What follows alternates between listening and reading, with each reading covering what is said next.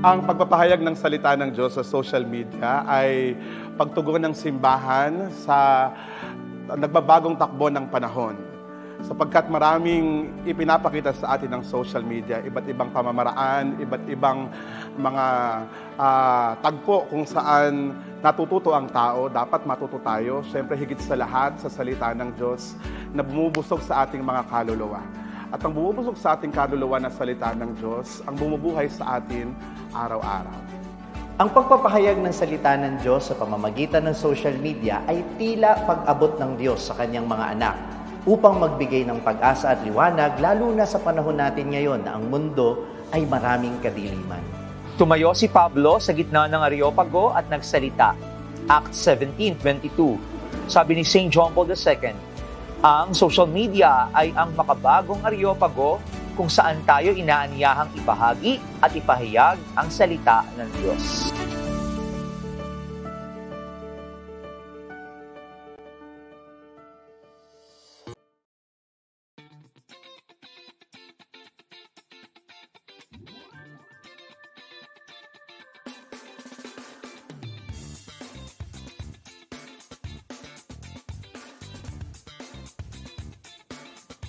And good evening po mga ka-Martes.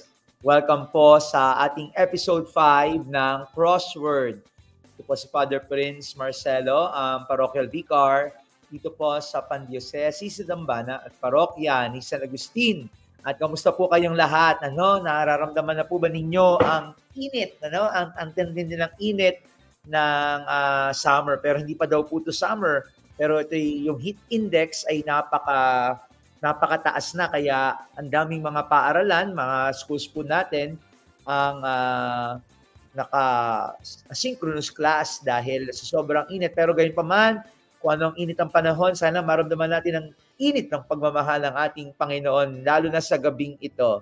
Kaya wag na po nating patagalin pa. Let us welcome ang ito, mainit na halos nasunog na ang ating kaibigan po mula sa pambansang Dambana at parokya ng Mabathala o Dakilang Awa ng Diyos sa Marilao, Bulacan. Let us welcome Father Jess De Silva. Yes! Hello po mga kabartes. Magandang gabi naman sa iyo, Kuya Kim. Meron ka weather update? Nag-weather update ka, ha? Iba na yata ito, parang hindi na ito crossword. Parang sabi ko, parang balitan ng init. Ano ka? Across all boundaries, across all fields, alam lahat siya ng Prince Marcelo. Anything under the sun. Correct. Na-miss ko kayo mga kamartes. Pasensya na ho kayo. Dahil, ha? Paliwanag ka, bakit wala ka? Iyon na nga. Wala po kasi ako. Kasi yun po ay, siyempre nabinaryo ho namin itong mga nakaraang linggo. Kaya marami po tayong mga ginawa dyan. Noong Martes mismo, singing contest, kumanta pa ako. Kaya, alam mo naman, kandidato ako, sayang din yung pa-premyo. Pero, baka maniwala siya. Ha? Amateur nga, maniwala ka. Kami dito sa Kaya kami dito sa Divine ay talaga nga naman. Maraming salamat po sa lahat ng mga nakiisa sa amin dito po. Last Sunday sa kapistahan po ng Divine Mercy. Maraming salamat. Siyempre, una't higit sa atin pong naging Hermano Mayor, Daniel R. Fernando, ang atin pong gobernador, no, sa pagsuporta at pagtataguyod po nito pong kapistahan ng Divine Mercy. Napakaraming tao. Hindi namin alam kung saan nanggagaling. No, para pong mga langgam yung mga tao na talaga nga namang dumadagsa po dito sa Dambana. So, sana po ay natagpuan po ninyo ang Panginoon. Sana po ay naramdaman po ninyo ang banal na awa niya. Ayan. Amen. Kasi, di ba, minsan na ako naka-attend dyan ng fiesta, no? Madaming tao talaga. Pero, talaga, no, ang fiesta, talaga bang dinumog kayo? Oo naman, talaga nga namang from all over places, from all over the world, sana sabihin ko eh. Pero may mga ibang lugar talaga, Pampanga, Tarlac, Taguig, Batangas, Laguna, kung saan na lang. No, yung iba nga nag-iibang dialekto na pag magandang umaga, hindi ko na maintindihan. Pero not your typical Sunday Mass. Not yet, no, hindi siya talaga typical Sunday Mass. Kasi nga po, siguro alam nila no, kapag katapos ng mahal na araw, dito sila pupunta sa Divine Mercy kasi nga lagi-lagi. May mga artista din. Siyempre, tayo na wala ng mga ganyan. No? Si Miss Candy na andito last time, tsaka si Quentin. Nag-serve si Quentin ng Sunday. 6 p.m. Ayan. Si Manis Umali last time, no? No, tapos si Matt Evans, no? Ayan, mga artista. Nag-promote, no? Pero iyan nga po, no? Ayan. Kasi no, napakaganda ng sharing natin ngayon. Siguro si Father Jess ang ating huhuli kasi nga siya promoter ng Divine Mercy. Of course, promote. Devote. Ayan, devote. Meron tayo mamaya special song. Mamimili po kayo. Alam mo yung magawa o tayo? Ayan, magbigay tayo. Ay, meron akong ginawa. 'Di ba? Di ba? Meron Korean, magbigay tayo. Minsan gagawa ko pa yung meron dapat yung 'di ba sa mga TikTok yung mga gano'n. Lalagyan ko ng gano'n. Dadagdagan ko ng choreo. Bumabalik. Pag mga gano'n yung mga steps, kayang-kaya ko 'yan. Dagdagan natin sa huli. Tuturo ko sa inyo mamaya, mag-abang po kayo. Kaya wag po kayong bibitaw. Huwag tayong bibitaw at may pasabog si Father Jess ang si TikTok version. Yan, sayang naman po at nagpa-straight po tayo ng buhok. Ayan. Amen. Ito, sa pamamagitan ng panalangin, si Father Franz ay ano ba nangyari kay Father Franz? No? Po siya. Kaya busy din ang tao ngayon. No? Busy sa inyo Ay, hiya naman kami. Hiya kami sa siyang misa kahapon. Hiya kami, no? Si Father Franz pa, syempre may Luna Aurea De Billy Award. Hindi ko alam ano man pangalan. Luna Aurea Award. Yan. Okay. Ayan. Simulan natin ang gabing ito.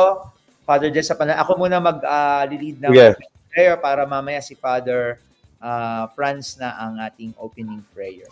Okay? Sa ngalan ng Ama at ng Anak at ng Espiritu Santo. Amen. Ama naming mapagmahal, Ama naming mapagkalinga, maawain. Salamat po sa gabing ito na kami muli ay nagkatipon-tipon upang ikay pasalamatan, upang ngayong Pasko ng pagkabuhay ay maramdaman namin ang iyong awa. Ngayong inaalala po namin ang dakilang awa ng Panginoon.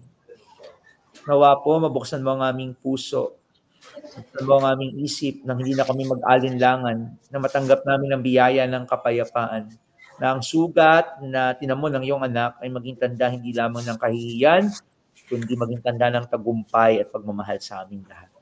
Ang samanalangin namin, sa ngalan ni Jesus, ang iyong mukha ng awa.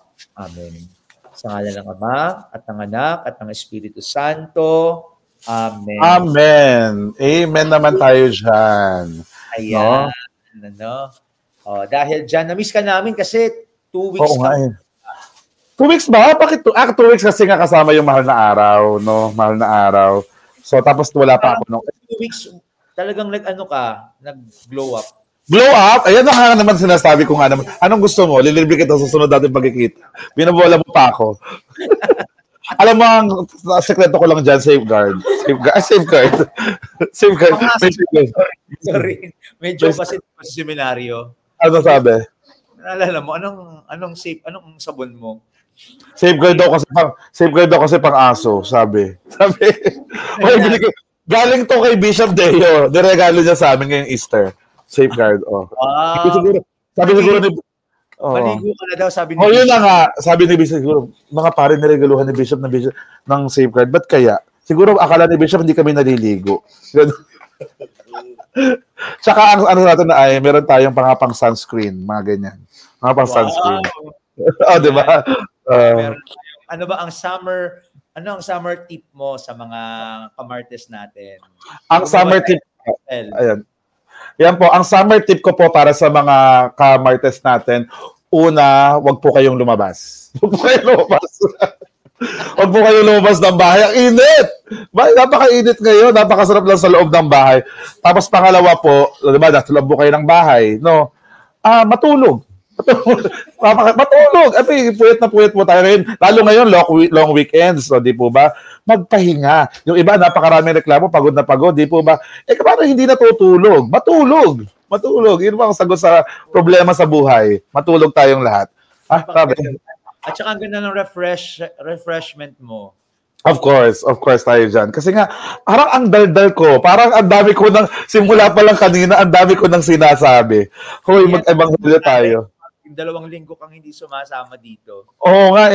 Baka sabihin na naman ng mga kamartes natin na si Father Jess talaga nga naman, no? Walang kausap. Kaya pagdating sa mga ganitong programa, ang ingay, ang daldal. Pero natutuwa ako dahil nandito na naman tayo at magkakasama. Magninilay po tayo sa salita ng Diyos.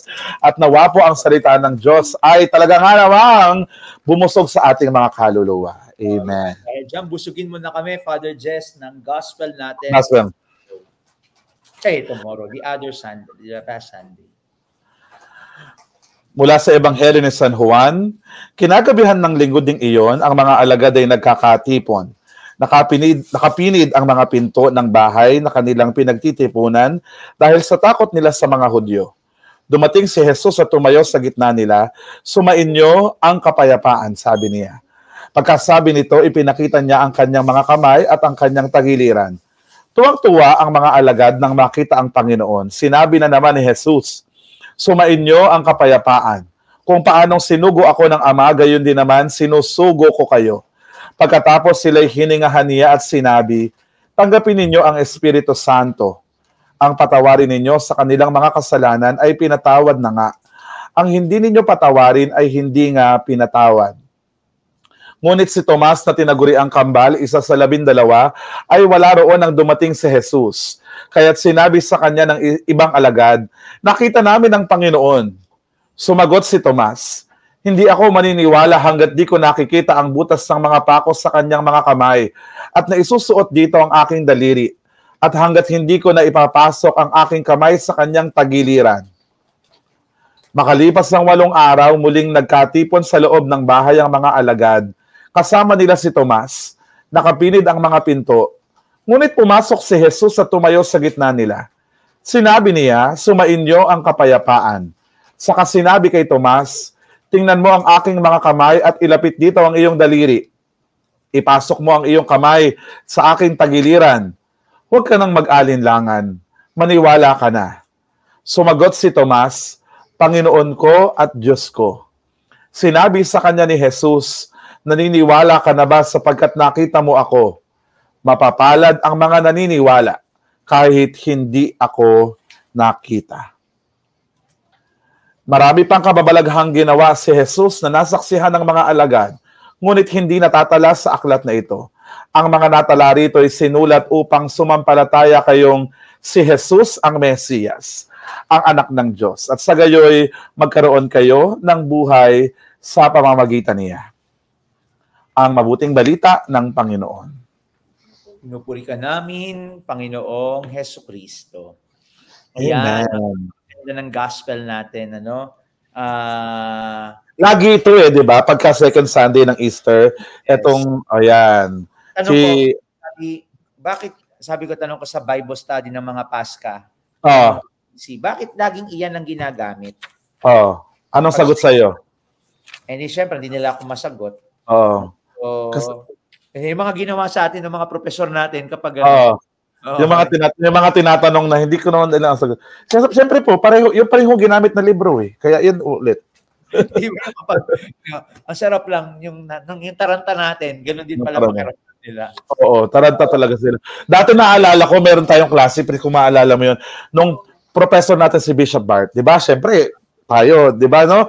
Lagi-lagi yon. Kasi Greek. Tapos, di ba, scriptures ang subject natin kay Bishop Bart. Tatanungin tayo noon kung ano ang gospel. Kasi minsan, sa sobre ba, araw-araw ka na, di ba?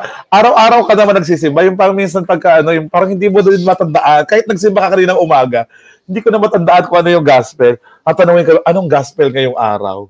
Naku, hindi ako nakakasagot minsan. Kasi nakakalimutan ko. Minsan kailangan mo parang mga 5 minutes alalahanin mo yung agad. Di ba? Ano nga ba gospel kanina? Ang nga ba, di ba, pag ninilayan mo, di ba, aalalahanin mo pa. Ay, kailangan sagot ka agad. Nako, parang ganon. Tatarantahin ka niya, no? Atarantahin, oo. Yung mga kung ano-anong pananakot. Kung ano Amen. Amen. Di ba bakit? Kasi nakalagay doon sa text, nung ikaw 8 araw. Amen. Ayan. So, Tama. 8 days. Saktong-sakto, no? Kaya nga, yan din ang pinagsimulan ko, no? I'll go. Ikaw na magsimula. But before that, let us welcome Father Franz muna. Ayun, nasaan ka na ba, Father Franz? Ayan. Huwag ka lang mag-alinlangan. Wala ka pa nakamute ka yata. Ayan. Ako nga ito. Huwag nang mag-alinlangan. Ako nga ito. Hindi, ikaw ang sinabi mo alinlangan. Ang Panginoon. Humahamos pa. Happy Fiesta po, Kuya Jess. Ay, Father Jess. Happy Fiesta po. Salamat. Bumati ka muna sa mga kamartes. Ayan. Ayun mga kamartes, magandang Happy Easter po sa inyong lahat at maligayang pagbabalik po sa inyong pakikinig dito sa ating crossword. Na-miss niyo po ba kami? Na-miss din po namin kayo. At ito naman po kami ng gugulo sa martes ninyo. Correct na naman siya. Franz, kahit nasa Luna Aurea, ay talaga talaga naman. Nagbabilocate.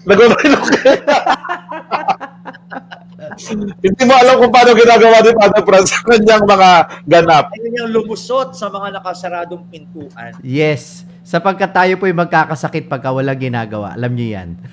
Amen. Tama. Dapat yung sabihin din niya ni Prince.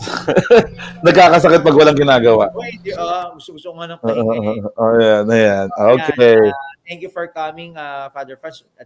At kahit ikay ang daming ginagawa, fresh na fresh ka pa din, ano? Para kang galing sa faculty room. Ayan. So ayan, nagbibigay na po ako ng reflection kasi nabanggit yung 8 days, ano?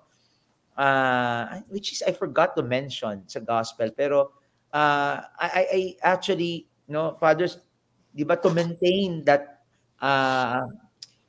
that joy that comes from Easter, ay binati natin sila, pati ba Happy Easter pa din naman, kasi yung octave, yung Divine Mercy Sunday is the octave, 8th day of the Easter Sunday, no, yung ika-8 araw, at yun po yung pagdiring ng Pasko ng muling pagkabuhay, isang buong 8 araw. Bakit?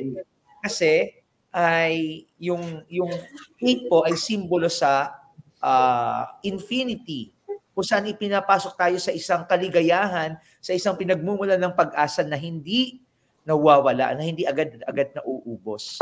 Kaya nga, sabi ko, 8 araw tayong binabad dito, at hindi lang 8 araw, 50 days tayong i-stretch natin ito. Kumbaga, Father, sa daing na bangus, kapag yung bangus ibinabad mo sa suka ng 8 araw, may suka, mapakaasim, at mapakadaming bawang. Tapos, napakasarap. Grabe. Nakakagutom naman niya. Oo. Ang breakfast first magre-react, no? Oo nga eh. Walang longganisa. Pabilis na. Diba, imaginein mo, ibinabad yung bangus doon. Tayo ibinabad sa 8 araw ng oktaba. Anong nade-develop sa atin noon? Nade-develop sa atin yung tinatawag na Easter faith, no? At paano natin masasabing meron tayong Easter faith? Humugot po ako ng 2 palatandaan mula sa gospel. Ang una ay the sign of mercy. Yung palatandaan ng awa. Bakit? Kasi ito po yung unang binigay ng Panginoon. Isa sa mga biyayang unang binigay niya sa mga alagad matapos siyang muling mabuhay. Ang patawarin ninyo sa kanilang mga kasalanan, pinatawad na nga. At ang hindi ninyo patawarin ay hindi nga pinatawad. John 20:23. Bakit ito po yung unang ibinigay ng Panginoon sa mga alagad manang siya'y muling nabuhay? Kasi po mga kapatid, hindi po ba ito din yung kailangan ng mga alagad? Sapagkat nung bago mamatay ang Panginoon, nasan sila? Bago siya muling mabuhay, nasan sila? Pedro, itinakwil siya 3 beses. Si Judas, pinagkanulo siya. At nung siya'y nakadipa sa krus, nasaan ang mga alagad? No? Sila'y nagtakbuhan maliban sa minamahal na alagad. Kumbaga, nasaktan din nila ang Panginoon. Iniwan nila. Kaya noong muling nabuhay ang Panginoon, ay ito ang unang ibinigay niya, kapatawaran. Kaya nga Divine Mercy Sunday po eh. Bakit? Sapagkat mga kapatid, kung merong galit pa din ng Panginoon sa puso, kung meron siyang sama ng loob sa puso, hindi siya tunay na nagtagumpay. Nabuhay lang siya, pero hindi siya tunay na nagtagumpay kasi meron pa pala siyang kinikimkim. Meron pa pala siyang mga sama ng loob. At yun din po yung ibinibigay sa ating halimbawa ng Panginoon, na kaya pala nating palayain yung sarili natin sa galit at sama ng loob. No? Yung sama ng loob, yung galit, para po yung kalawang. Kalawang nakakapit sa bakal. No? At kapag hindi natin tinanggal sa bakal yung kalawang, ano mangyayari? Unti-unti niyang sisirain yung buong bakal. Ganun din yung kalooban natin. Kapag pag hindi natin ito, pag pinabayaan natin ito, at unti-unting kumalat, tayo rin yung naaapektuhan. Kaya nga, ang tanong, kung talagang naniniwala tayo sa Panginoong muling nabuhay, bakit meron pa rin tayong hindi pinapansin? Bakit meron hindi pa rin tayong kinakausap? No? Kung tunay isang nabuhay sa atin, ibibigay natin yung biyaya ng pagpapatawad. Ikalawa po is the sign of charity. No, yung awa ay hindi lang po iyan sa salita. Iyan po yung nakikita din sa gawa. No? Kaya nga po meron tayong tinatawag na corporal works of mercy.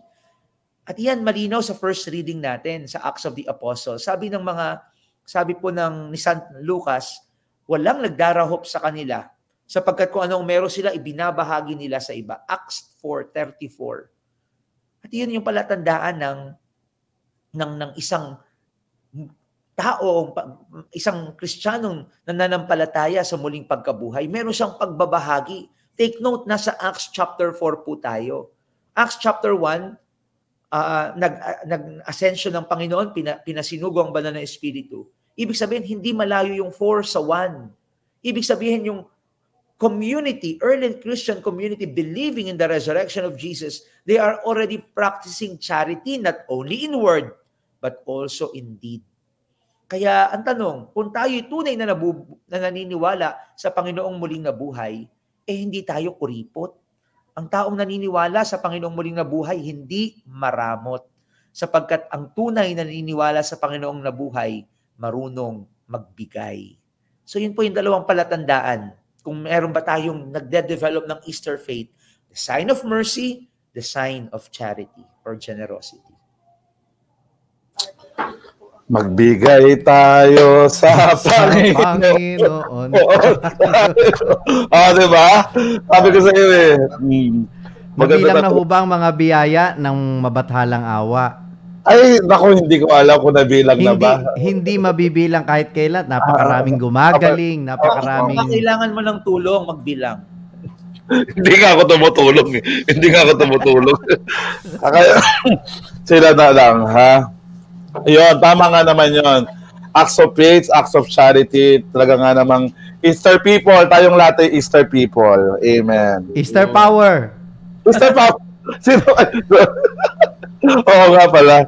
Hello. Ayan. So, yun. Simple lang. No, mercy is in word and in deed. No? Hindi siya... Mercy is in the chancery. Ate Mercy.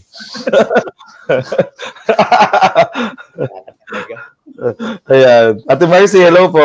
Ayan. Hello, Tita Mercy. Ay, nanonood sila Tita Mercy. Nagsasabi siya. Oo, nanonood yun. Ayan. Dito nga si Tita Mercy kasi, Divine Mercy Gregorio. Divine Mercy Gregorio. Si Gregorio. Ayan mo kasi Kuya. Father Jess, mukhang ready ka nang mag-share. Ako naman. Sige, ako. Dahil ito naman ay kapistahan po ng Divine Mercy. Talaga nga namang ang banal na awa ng Diyos ay nag-uumapaw, no? Naramdaman po natin yan. Noon pa naman. No, ako, ito, tatanungin ko kayong dalawa. Naniniwala ba kayo na kapag mahalaga, binabalikan? Ay, sabi. Oo, pag mahal mo ba, babalikan mo. 'Di ba? Halimbawa, 'di ba? umalis ka ng bahay, gaya ka, di ba? Ano, dami mong mga ritual bago umalis ng bahay. Sumakay ka na ng jeep, na-realize mo wala yung cellphone mo. Babalikan mo ba? Depende, syempre depende. Pagka, sanay ka naman ng walang cellphone buong maghapon, baka hindi mo nabalikan. No, pero kapag hindi mo kaya ng walang cellphone, no, kaya meron kang kikitain, kailangan mo ng cellphone contact, babalikan mo, 'di ba? Halimbawa ulit, no, susunog bahay, 'di ba? Nasusunog ang bahay. No, niligpit mo lahat. Hindi pa naman. Tapos naalala mo nakatali pala yung aso nyo. Babalikan mo ba? 'Di ba? Pero kung tinuring mong parang anak mo yung aso, parang nanay ko, mas mahalaga pa yung aso kaysa sa akin. No? 'Di ba? Babalikan mo. Pero kapag ordinary lang sa yung hayop yung aso, baka hindi mo balikan. No? Ito pa nga, huling halimbawa. Kapag sinaktan ka ba ng isang tao, babalikan mo pa ba? Ayun ang mga tanong natin dyan. Babalikan mo. Kapag mahal mo, babalikan mo. Pero kapag hindi mo na babalikan. So, ang endpoint ay, pag mahalaga sa'yo, babalikan mo. Itong reflection na ito ay reflection ko nung 30-day retreat ko pa, mga 10 years ago na. No? Every year? 30-day retreat, before magpare.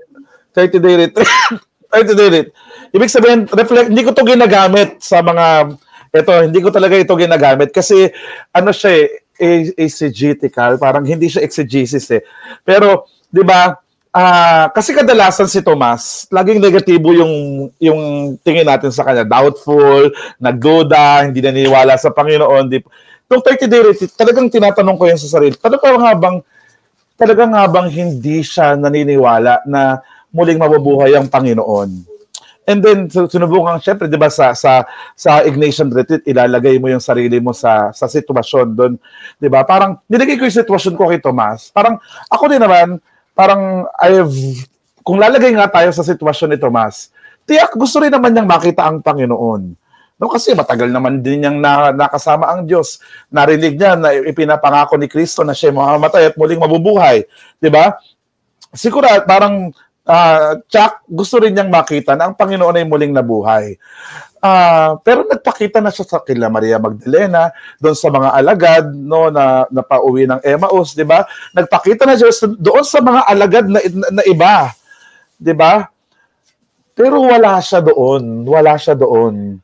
Kaya ang nararamdaman ito, ako, during that time na pinagninilayan ko ito, parang nagpakita na ang Panginoon sa lahat. Pero bakit wala ako doon? Parang naiwan naman ako. Parang ganoon siguro yung nararamdaman ni Tomas na parang naiwan naman ako, parang nakalimutan yata ako ng Diyos. Kasi sa lahat no, nakita na nila ang Panginoon, siya na lang ang hindi. Pero itong gospel natin ngayon, bumalik ang Panginoon. 'Di ba? Bumalik ang Diyos para sa kanya, 'di ba? Para ipakita sa kanya yung sinasabi niyang hindi ako maniniwala hangga't hindi ko nakikita yung sugat sa kanyang mga kamay, yung inulos na sugat doon sa kanyang tagiliran. Ipinakita ng Panginoon. At sabi, huwag ka nang mag-alinlangan. Maniwala ka na. 'Di ba? Parang ang sarap sa pakiramdam, tiyak no, na sa isang taong nararamdaman niya na siya'y napag-iiwanan, nakakalimutan at nakakaligtaan, yung binalikan siya ng Panginoon. Sa lipunan natin, di ba? No? Sa lipunan natin, marami tayong mga kinoconsider na nakakalimutan at nakakaligtaan. Kapag nagpapakita tayo ng tulong, awa at habag, ako sa akin, sa palagay ko, yun yung divine mercy. The divine mercy is the love of God being extended to us people who are really unworthy of God's love. Na ang Diyos, dahil punong-puno siya ng pag-ibig, iniaabot niya yung pag-ibig niya sa mga nakakalimutan, nakakaligtaan, napag-iiwanan. So, very synodality, di ba? Parang, ang gusto ng Panginoon, walang naiiwan. Lahat tayo sama-sama. Lahat tayo, kung pwede nga lang, lahat tayo makarating sa langit. No, pumunta tayong langit. Kaya ganun po, no? Ako, para sa akin, napakahalaga na yung dakilang awa ng Diyos na tinatanggap natin sa napakaraming biyayang ipinagkakaloob sa atin ng Diyos, ibahagi naman natin sa iba na nakakalimutan ng ating lipunan.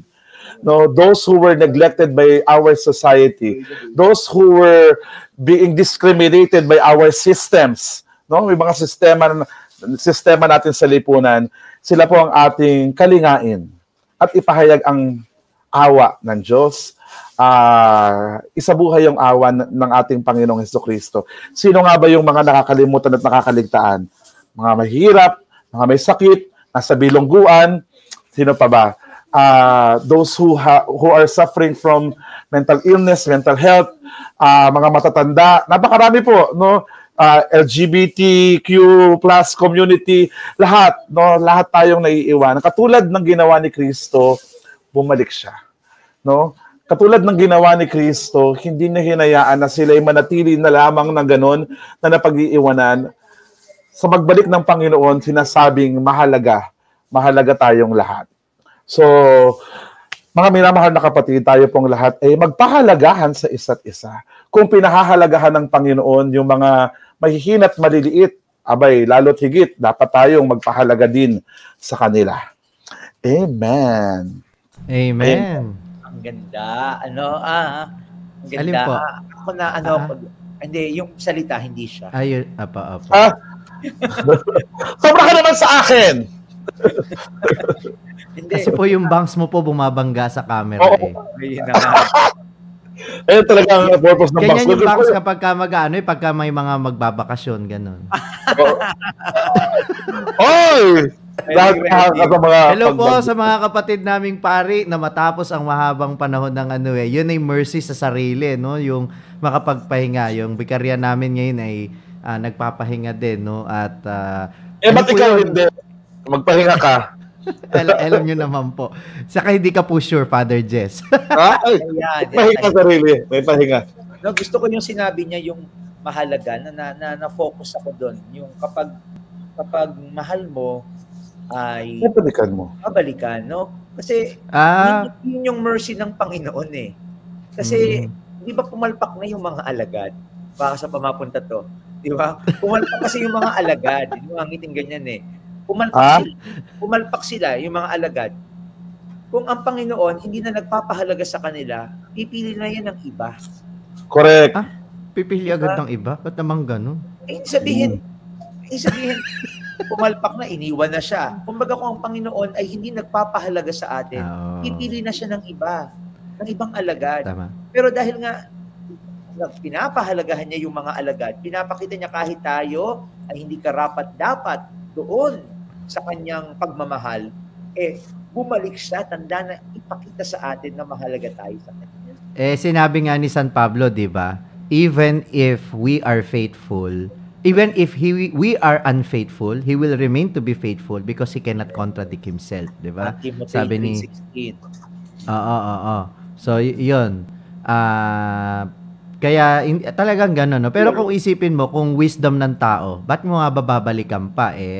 Alam mo namang iniwan ka, tapos babalikan mo pa. Para ka namang nun, di ba? Pero ibang ating Panginoon. Saka siguro, ganun yung pagmamahal. Yun yung Easter love, no? Easter love, meron pala ganun. Unconditional ka kasi yung pag-ibig ng Diyos na kahit hindi na ka mahal pa rin ng Diyos. Kaya nga, ganun po ba? Kahit na hindi nakabalik-balik, binabalikan pa ng Panginoon, Lord. Ganun po ba? Opo. Akala ko, kapag sinabi kasing mahalaga, galing sa dalawang salita, mahal at sa alaga, inaalagaan kapag kamahal. Mahal. Yun ang sinabi, maganda yung reflection ni Father Franz Baasis dyan eh. Ang mahal, inaalagaan, hindi sinasalaan. At ang inaalagaan, pinahahalagahan. Hoy, pero meron iba, inaalagaan pero di naman mahal. Ha? Siguro po bumalik na tayo sa Evangelyo. Merong mga ganon. Nagpapaasa lang. Tama? O paawa. Yun nga. Paano pag nagpapaawa? Ayun. Yung iba naman din yun. Iba naman din. Pabalikan mo ba nagpapaawa? Ayun. Hindi. Ang pagmamahal ay hindi pagpapaawa. Ang pagmamahal ay pag-unawa. Yun makikita natin kay Jesus na naging sobrang patient kay Tomas, 'di ba? Parang ang kulit-kulit mo, 'di ba? Parang Tomas, ikaw na nga tong absent, ikaw pa tong mapaghanap, ikaw pa tong mapagduda. Ang tanong, Oo. At tanong, nasaan si Tomas nung nandun? Anong ginawa? Yun na nga. Kaya nga sabi ko nung linggo, tandaan ninyo, si Jesus ay gustong magpakita sa lahat ng tao. Gusto niya maranasan siya ng lahat ng Kristiyano. Sino lang ang hindi nakakakita? Sino hindi nakakakilala sa kanya? Ito yung laging absent pagkalinggo. Wala. Ganun Ano walang ginawa? Ha? Huwag kang hiwalay daw sa community. Huwag daw hiwalay. Yun. Yung community kasi nagtitipon na doon nagpakita si Jesus. Siguro i-share ko na rin yung homily ko kasi total naman. Sige, ikaw na. Yun nga yung sinabi ko noon na yung dakilang awa ng Diyos, ano ba 'yon? 'Di ba? Parang napaka general statement na maawain ng Diyos. Madaling paniwalaan 'yon, madaling sabihin 'yon. Pero una, siguro balikan natin yung bakit pa ito ginawang linggo ng mabathalang awa ng Diyos. Kasi noong May 23, year 2000, dineclare ni John Paul II na itong devotion na ito sa Divine Mercy na inihayag kay Sister Faustina Kowalska ay maaaring makatulong sa ating pagpapalalim ng pananampalataya. Lalo na ang panawagan nito ay yung pagdulog natin sa awa ng Diyos sa pagsisisi ng kasalanan at pagbabagong buhay. Una na dapat nating matutunan, the call of Jesus for reconciliation does not end on Lenten season and Holy Week. No? Kasi yung iba parang, okay, balik na tayo sa Easter time, gawin na natin lahat ng makapagpapasaya sa atin. Mali. No? Let us remember na sabi nga dun sa second reading natin, no, last Sunday, nung binyag ay talagang tinanggap natin ang pagiging anak ng Diyos. Ganun na lang yung awa sa atin ng Diyos na kahit hindi tayo karapat-dapat, hinugasan tayo sa mga kasalanan nung tayo'y binyagan. We don't deserve that mercy. We don't deserve anything from the Lord when we were born. Sabi ko nga, ano bang mapapatunayan natin nung mga maliliit pa tayo? Siguro halos lahat naman tayo bininyagan nung tayo sanggol pa lamang. What can we do to merit the mercy of God? Wala. So pure grace yun. Pure mercy, pure love na tayo niligtas na tayo nung tayong binyagan kahit mga bagay ako maliit pa rin naman ako ngayon nung mga sanggol pa tayo talagang ibinigay na sa atin, ibinuhos na yung awa na yon. So hindi nakadepende sa atin yung awa ng Diyos. That's number 1. Number 2, tong awa ng Diyos ay mararamdaman natin sa kanyang kagustuhan na siya ay makapiling natin at gagawin niya lahat ng paraan para lang talagang makapiling natin siya at maramdaman natin kapiling natin siya. Imagine, locked yung doors, nakasarado lahat ng pinto, pero lumusot siya. Anong ito'y dalawang ibig sabihin, no? Una, pinapakita dito yung katotohanan na yung Panginoong muling nabuhay, may katawan pa rin siya. Pero hindi nakagaya ng katawan na mayroon siya nung siya ay bago mamatay at muling mabuhay. So, ibig sabihin, sinusubukang isalarawan sa atin ng Ebanghelyo kung anong magiging katayuan ng katawan natin matapos na tayo ay muling mabuhay sa huling araw, no? Yung tinatawag na the resurrected body. Lahat naman tayo makakaranas nun balang araw. Kung gusto niyo, mauna kayo. Sabi ko nga, kung gusto niyo maranasan yung lumulusot sa mga pader, gusto niyo bang mauna na sa aming maranasan yon? Pero pera biro, lahat naman tayo darating doon. Yung kinamtan ni Jesus, kakamtan din natin yon. Pero ano yung pangalawang kahulugan nun? Bukod sa mahiwagang katangian ng katawan ng Panginoon matapos siya muling mabuhay. Na ang katawan ng Panginoon na siya mismo, papasok siya kahit sa mga saradong pinto at saradong puso. No? Kasi ang puso ng tao kung minsan nakapinid rin no? Tama yung sinabi yung kanina sa pagninilay natin, sabi ni Father Jess, minsan sa sobrang sama ng loob mo, talagang magpipinid na yung pinto mo Halimbawa nga, yung sinasabi din ni Father Prince kanina na, kung iniwanan nyo ko, bala kayo, iwanan ko na din kayo, di ba? Yung tao, minsan, kapag ginawan mo ng masama, kapag nagtampo yan, hello po sa mga taga-Baliwag, mahal ko po kayong lahat. Kapag ang tao ay nagtampo, no? Kung minsan nagiging sarado ang puso, no? Yung parang kahit ano pang gawin na mabuti nung tao na minsang nakagawa sa kanya ng masama, parang baliwala na, no? Parang baliwala na. Kahit anong bawi ang gawin mo, naku, napakahirap kunin ng loob. Ito yung mga taong sarado ang puso.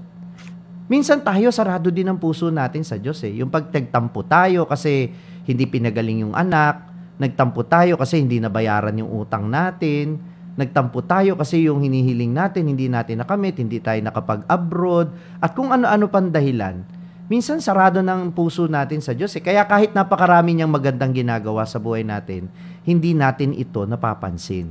So, ito yung pinapaalala sa atin na ano yung awa ng Diyos? Ito yung awa na sabi nga ni Father Jess, parang hahabulin tayo ng hahabulin. Palagi na tayo yung lalapitan, tayo yung kanyang susuyuin, tayo yung kanyang susunduin. Kaya kahit sarado ang pinto, kahit hindi mo siya pagbuksan, kahit siya'y kumatok at hindi mo siya pagbuksan, gagawa siya ng paraan. An example nga nito, nung binyag, kahit hindi pa tayo handang-handang tanggapin siya, binigay niya ang kanyang sarili. At kapag tayo nakukonsensya, no?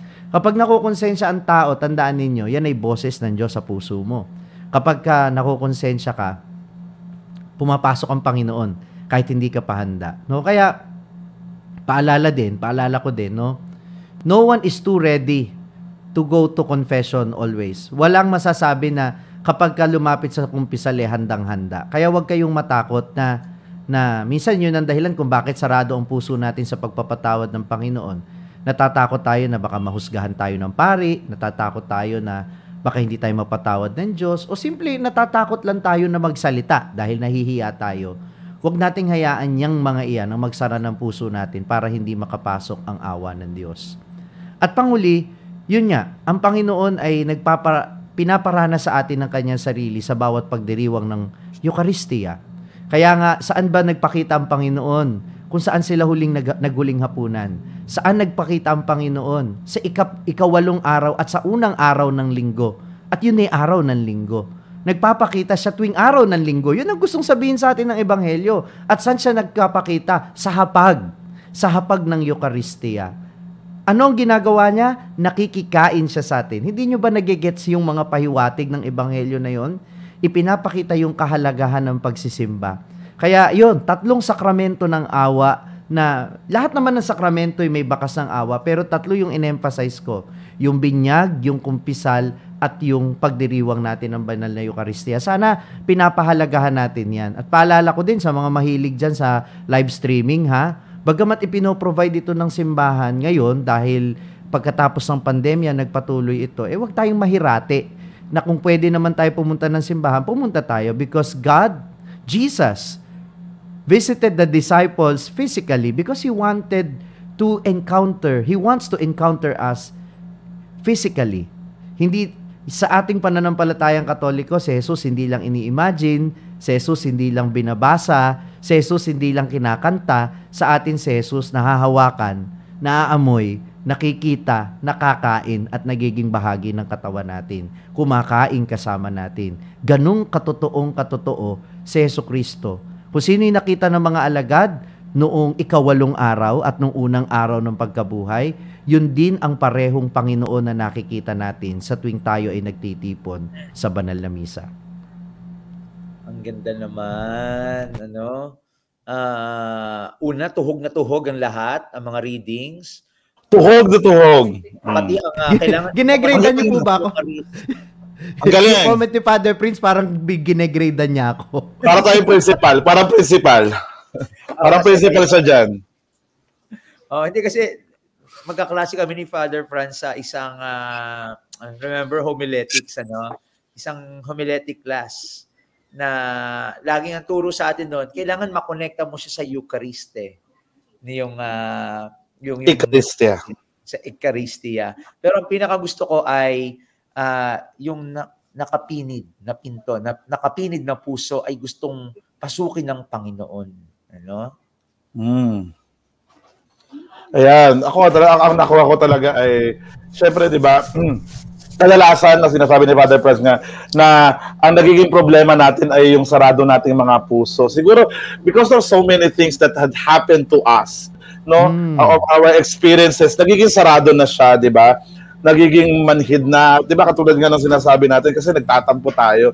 Pero alalahanin natin yung Diyos na ang daming sakit din namang dinanas, ang dami din namang hirap na tinamo sa atin, pero hindi tumitigil sa pagmamahal sa atin. So, we are all followers of the Lord. Kaya nga dapat pag sumikapan nating tularan siya na hindi porkit nasaktan tayo, ito na ang magbibigay sa atin o mag-aalis sa atin ng dahilan para magmahal ulit. So, dapat pinatitibay lang tayo nito, pinalalakas, at lalong tinuturuan kung paano magmahal ng tunay. Amen. May i-share lang ako na galing nabasa ko from sa parokya namin sa Giginto, no. Ang ganda nung sinabi na reflection ni Father Nel Santos, no. Ang ganda. Sabi daw po ni Father Nel, pinapaalala sa atin ng divine mercy ang pagpapatawad. Forgive not because they deserve forgiveness, forgive because you deserve peace. Amen. Totoo naman. Kaya nga siguro yun ang sinabi ni Jesus, no? Peace be with you. Tsaka walang pinakamasarap na bagay sa mundong ito kung hindi kapayapaan. Tsaka baka nalilito yung iba, no? Pag sinabi kasi nating awa, no? Yung awa ay parang nararamdaman lang siya. So, pero ang awa ay dapat nagtutulak sa atin para may gawin ka na pagtulong doon sa kinaawaan mo. So, halimbawa, naawa ka doon sa pulubi, hindi lang siya marulungkot ka doon sa kanyang pinagdaraanan. Dapat yung awa na yun ay nagtutulak sa iyo para kumilos, na matulungan siya doon sa kanyang sitwasyon. O naawa ka sa kaibigan mo, hindi lang basta dapat marulungkot ka sa kanyang pinagdaraanan, kung hindi, magtulak dapat ito sa iyo para tulungan siya. So, yun. Isa Amen. sa mga Isa sa mga natatandaan ko lang din na naging reflection ko ng mga nakakaraang taon. Ano ba ang dahilan bakit tayo naaawa sa tao? Kasi naramdaman din natin yung sitwasyong kaawa-awa tayo. And I think that is the significance of Jesus showing His wounds. Yung pinakita niya yung mga sugat niya, sabi niya, alam ko nasaktan kayo, nasaktan din naman ako. Kaya naiintindihan ko kayo. Nasaktan kayo, nasaktan ako, o ngayon, nagkakaintindihan tayo. Nauunawaan ko kayo, kaya sana umunawa din kayo ng kapwa ninyong sugatan din. Pare-pareho naman tayong sugatan eh. And I think yun yung ipinakita ng Panginoon. Ang pagiging sugatan ay hindi hadlang para sa ating mga ugnayan. Ang pagiging sugatan pa nga ay magbibigay sa atin ng kamalayan ng ano ang pakiramdam ng inaargabyado. Kaya ang kapwa, hindi natin iaargabyado o hahanguin natin sila mula sa kinasasadlakan nilang pagkaargabyado. Amen. Di ba? Baka mapunta po tayo ng barangay. Kung kanina, ikaw naman ngayon, barangay captain, kanina si Prince ay weather forecaster. Para ka nag-aayos sa di ba? Sekretaryo ng... ano ba nangyari sa inyo? Nag-Easter lang? Kung ano na nangyari sa inyo? Ayan, hoy, teka, humahaba ang gabi natin. Hindi ba tayo nakakabati? Ang dadaldal ninyo, ano? Ayan na nga. No? Ay, nahahawa lang po ako sa inyo sa totoo lang. Ako'y tahimik lang talaga ako eh. Tahimik ka lang sa simula, sa umpisa. Tony Fowler. Mabilisang bati lang po ito, no? Siyempre, una, nais ko pong batiin natin ang lahat po ng mga nanonood dito sa Crossword, lalo na po sa mga taga-parokya dito po sa Pandiocese sa Dambana at Parokya ni San Agustin, ang lahat po ng mga kamartes natin dito sa Baliwag, nakakatuwa, no? May mga lumalapit kahit nasa ibang parokya. Father, kamartes ako, no? Nanonood ng Crossword, kahit maliit na bata, nakakatuwa, no? Hindi ko alam kung wala na ba talaga silang ginagawa at kaya nandito sila. At syempre, nais din po nating batiin ang ating Kura Paroko at ang buong parish staff na nasa parish outing or team building natin. Ayun. Yan. At syempre, nais din po nating batiin ang mga mananampalataya natin sa mga pinanggalingan nating parokya, gayon din sa mga dating nanunood dito. Syempre, ang parokya ni San Martin sa Bocaue, ang mga nanonood po from parokya ni Father Kurt sa Santiago Apostol sa Plaridel, at ang parokya ni San Diego de Alcala sa Valenzuela na nakasubaybay din po sa atin. Maraming salamat po. Ayan. Ayan. Ako po, babatiin ko lang po kayong lahat na mga nakasubaybay pa rin dito po sa atin pong programa, Crossword. Kaya din nais ko pong magpasalamat sa lahat po ng mga nakipista sa amin dito noong Sunday. Ayan po sa lahat ng mga dumalaw, bumisita. Ang shrine ngayon ay parang humihinga. Sa dami ng tao ng 2 linggo. Pero diretso pa rin naman. Marami pa rin naman talaga pumupunta. Maraming salamat po sa lahat ng mga tumulong para maging matagumpay po ang amin pong kapistahan. Sa buong komunidad po, lalo tigit sa Parish Pastoral Council ng National Shrine and Parish of the Divine Mercy. Maraming salamat po. Congratulations po sa atin. Sa wakas po ay natapos na rin po natin ang lahat. Nakaka-proud kasi yung buong PBC ang talagang nagpagod, naghirap, nagtrabaho araw-araw para maisakatuparan lang itong kapistahang ito. After, syempre, ng mahal na araw na may trabaho rin naman. Pero nagawa pa rin natin. So, yun lang po. Sobrang proud kami po sa inyo pong lahat. Gayun din sa mga parokya po nating napagdisinuhan mula po sa Ubando, sa Fatima, Gabihan, sa Taal, sa Hagunoy, Santo Rosario, sa Malolos. Siyempre saan pa ba? Sa Gabihan. Tsaka syempre sa Baldiwag. Yun po. Hello po, Monsrani, Father Romy, tsaka po Bishop Deo. Magandang gabi po sa inyong lahat. Ayan. Ito ba si Bishop Deo? Si Bishop Deo nanonood doon sa kanyang analog na cellphone. Ay, may keypad. Huwag kayo nagbibiro ng ganyan. Totoong may mga nanonood na obispo. Nagugulat talaga ako minsan. Minsan babatiin ko na. Uy, napanood ko kayo. Hello, Reverend Bishop. Ay, naku po, pasensya na po kayo. Si Bishop Deo, napakalakas pa. Alam mo ba, dito, 3rd floor ang kwarto namin. Ako nagpapahinga ako sa 2nd floor kasi hinihingal kami. Sabi ni Bishop Deo, anong ginagawa mo dyan? Nagpapahinga lang po. Akayin na kita. 70. Sabi sa iyo, mahiya ka naman. Mahiya ka naman, di ba? Ako pa yung hingal na hingal. Sa mag-84 na yun, mag-84 na. Malakas na malakas pa. Yun po talaga na idudulot ng biyaya, ng Diyos. Yes, biyaya ng Diyos, saka ng asitaba. Franz, pati po kayo. Ayan, maraming salamat po sa inyong pakikinig. Sa natatanging paraan, hindi ko napasalamatan last week. Lahat po ng mga parokya na nakadaupang palad ko sa kanilang mga Lenten recollection, sa mga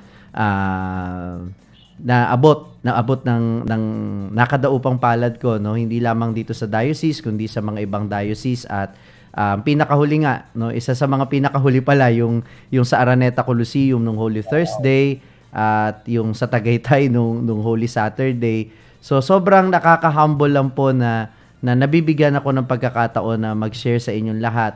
At kung alam po lang po ninyo, sa tuwing pauwi ako, ang baon ko po, bukod sa kagalakan na makapaglingkod sa inyo, ay yung panalangin na sana lahat ng inyong mga hinahangad na biyaya, lalo na yung mga biyayang espiritual nitong mga nakaraang Semana Santa, sana nga po ay nakamit ninyo.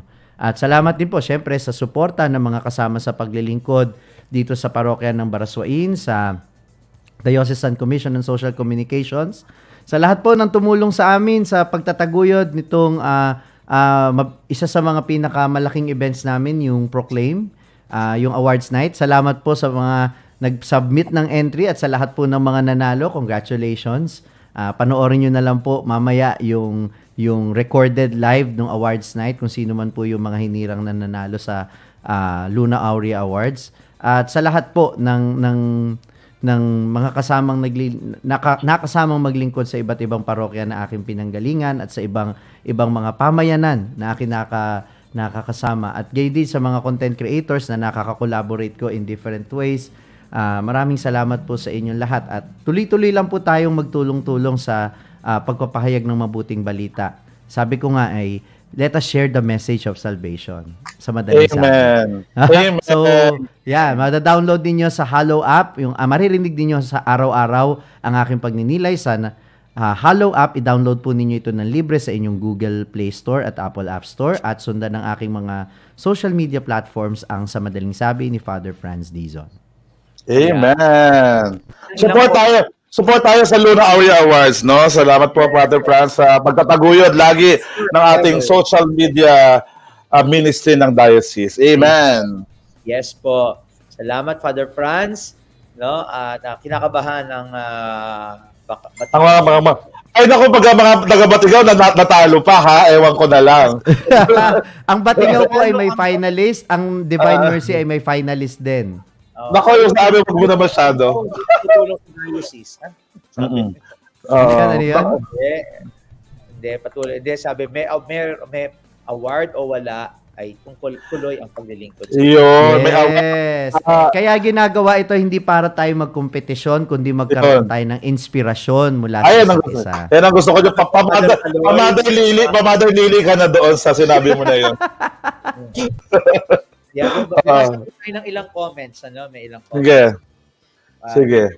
Ito po from Brother Reynolds Perez, sa ating paglalakbay sa daan ng Pasko ng pagkabuhay, naway maranasan natin ang awa ng Diyos sa pamamagitan at muling pagkabuhay ni Jesus at ibahagi natin ang iparamdamang mensahe ng awa sa ating mga kapwa. So tama si Brother Reynald, we are not only recipients of the Easter joy, pero tayo rin po ay tagapagbigay nito.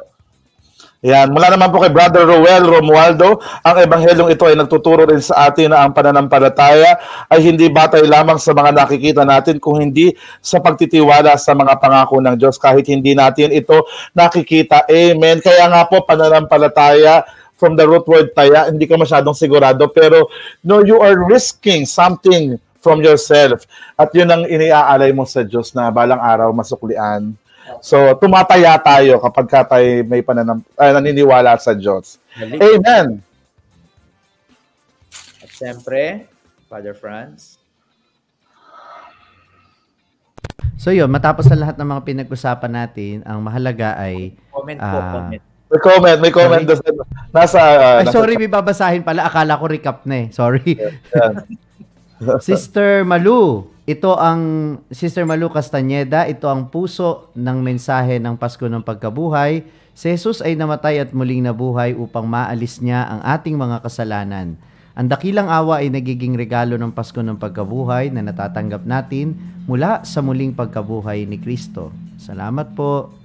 Ayan, salamat po. At syempre, di pa patalo. Last comment na po si Father Franz, kailangan pa sa event niya, no? Sir Joshua Policarpio sa paglibot at pagre-serve noong linggo sa Dambana at Kapila San Jose, Catolina, Santo Cristo, napagtanto ng aking isipan na ang mensahe ng mabathalang awa ay nagtutulak sa atin na maging mahabagin, mapagpatawad, at magbigay ng pagmamahal sa ating kapwa, gaya rin ng pagmamahal at habag na ipinapakita ng Diyos sa atin. Ito rin na nagpapakita ng kahalagahan ng pagpapatawad sa sarili sa pagtanggap ng awa mula sa Diyos at sa iba. Tama naman, ano? Amen. Tayo makakapagbigay ng patawad kung hindi natin patatawaran din ang ating sarili. Kasi kung minsan pinapatawad natin ang ibang tao, the last person na pinapatawad natin yung sarili natin. Salamat, Brother Joshua. Ayan, salamat po. Nako, napakabilis ng gabi. Final takeaway, fathers. Takeaway ako, simple lang. No? Nung umattend ako,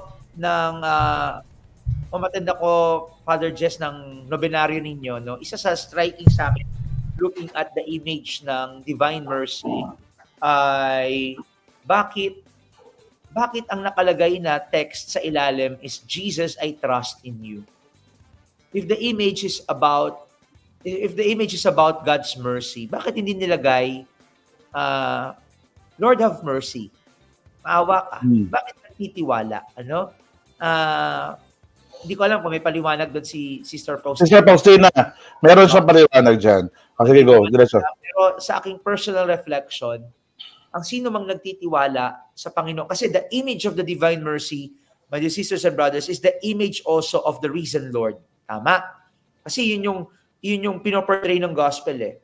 So, ang sino mang nagtitiwala sa awa ng Diyos at sa Panginoong muling nabuhay, ay kayang tahakin yung landas ng pagpapatawad. Ang sino mang nagtitiwala sa imahen ng Panginoong muling nabuhay, sa Divine Mercy, kayang maging mapagbigay. No, kasi alam niya ang Diyos hindi magpapabaya sa atin. Simple lang, Jesus, I trust in you. Amen. Amen naman talaga nga naman, ano. Ako naman po sa akin, hindi natin pwedeng kaawaan yung taong mas mataas sa atin, eh. No, di po ba? Kasi hindi man awa, hindi po pwede, hindi talaga imposible. So lagi yung mga taong mas mababa sa atin, yung ating kinaaawaan. Kaya una, dapat ipagpasalamat natin sa Diyos yung mga bagay na ibinibigay niya sa atin, no? Sa lahat ng bagay na ipinagkakaloob niya sa atin. At kung meron tayong nakikitang mas mababa sa atin when it comes to socio-economic, factors, parang ganyan, tumulong tayo, no? Wag natin silang ibaba pa, wag na natin silang pahirapan pa. Kung hindi, tulungan natin sila para sila ay maiangat mula sa kanilang mga kinakasadlakang paghihirap. Ano man ang kanilang mga hinaharap na pagsubok sa kanilang buhay, tayong lahat bilang mga Kristiyano ay inaanyayahan ng Panginoon na magtulungan, no? Mag-abutan ng kamay para nang sa gayon ay lahat tayo ay maramdaman yung pag-ibig ng Diyos. Kaya po, Divine Mercy ay dahil banal yung awa, no? Kaya po alalahanin din po natin na yung awang ipinagkakaloob sa atin ng Diyos at ibibigay natin sa ating kapwa nakababanal. Amen. Ayan po, kung may abutan, Father Jess, at dito po ang aking kamay, pwede niyo po akong abutan. Abutan kita ng corona. Mga kapatid, ang awa ng Diyos ay gusto niyang maranasan natin ng buong buo at totoong totoo. Kaya wag natin siyang pagkaitan ng pagkakataon na maranasan natin yan. Yung mga bata na hindi pa nabibinyagan, pabinyagan, hindi dapat sa pera nakabatay kung matatanggap ng bata yung awa ng Diyos. Kahit tapos ng Kwaresma, magkumpisal dahil dyan natin buong buo at ganap na mararanasan ang awa ng Diyos na nagpapatawad ng kasalanan. At sa banal na misa, kapag araw ng linggo, wag na nating katamaran sapagkat dyan ay talagang totoong totoo. Nakikita, nalalasahan, nakakasama, nakakausap, nakakasalo sa hapag ang ating Panginoong muling nabuhay. Amen. Amen. Amen. Ayan, salamat po. Napakaganda talagang, eka nga natin punong-puno ang karagatan, dagat ng awa na ng biyaya sa atin. Balitang pamparokya po tayo, no? Alam ko namang marami kayo. Ako na po muna ang mauna. Malapit na po kung si Father Jess ay katatawasan ng piyesta. Dito naman po sa atin ay simula na naman. Piyesta naman, May 12. Simula na naman. May po dyan, meron po Katapos na ng mga okasyon, may okasyon ulit. Bawal. No, Agustinian Family Fun Run Year 5, Run with Joy, Splash with Love, May 4, Saturday, 4:30 a.m. Church patio po dito sa ating parokya. Registration fee po, 350 pesos. May kasama ng t-shirt, bag at 1 pack of powder. No, ito po hindi lamang para sa mga bata, ito'y para sa pamilya. Isang magandang paraan ng bonding ngayong summer time. Sana suportahan po natin. Run with Joy, Splash with Love, Agustinian Family Fun Run Year 5. Panood ata ni Father Franz nang magsimula ito. Inabutan ko na lang po yan. Naka year 1 na sila. Pinagpatuloy ko lang. Yan, So, Parang sila Father Carlo yata, parang ganon. Carlo pala. Oo. Meron pang version niya ng bike bike run. Bike run, ganon.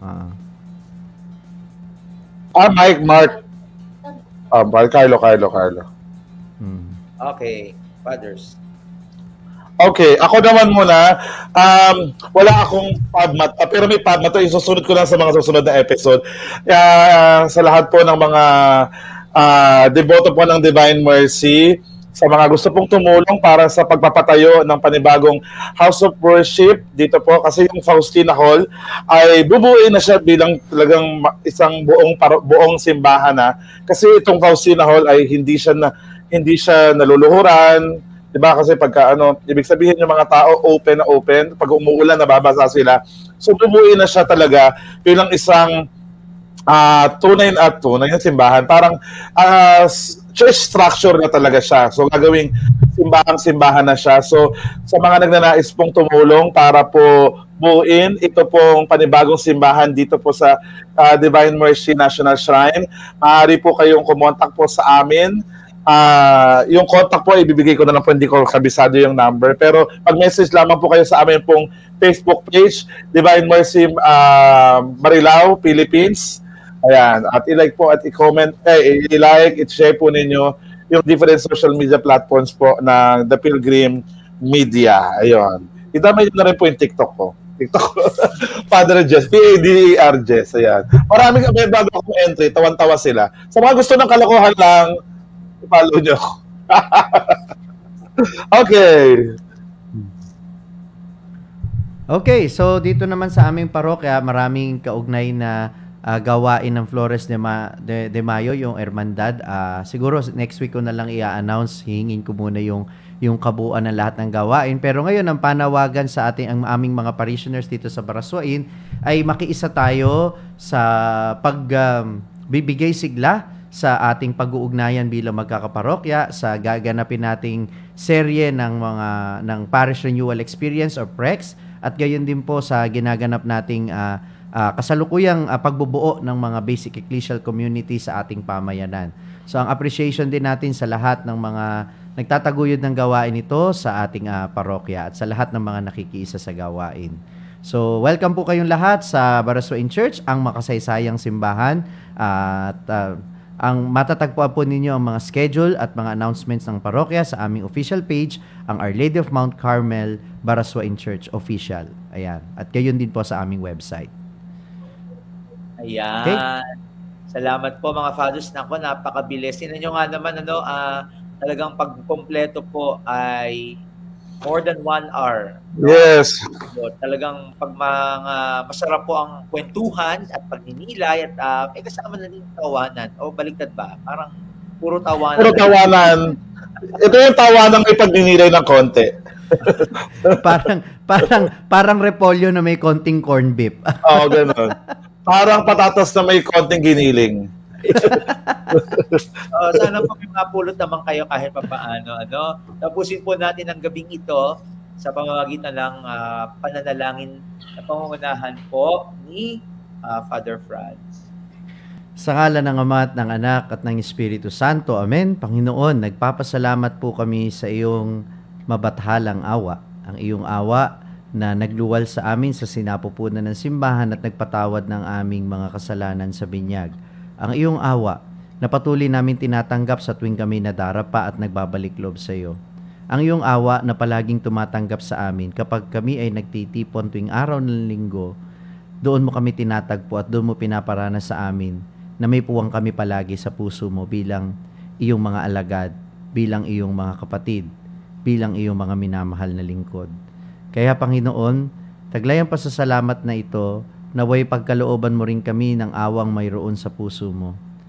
Maging mahabaginawa kami sa aming kapwa at sa pamamagitan namin, Panginoon, nawa ay maranasan din nila ang iyong awa.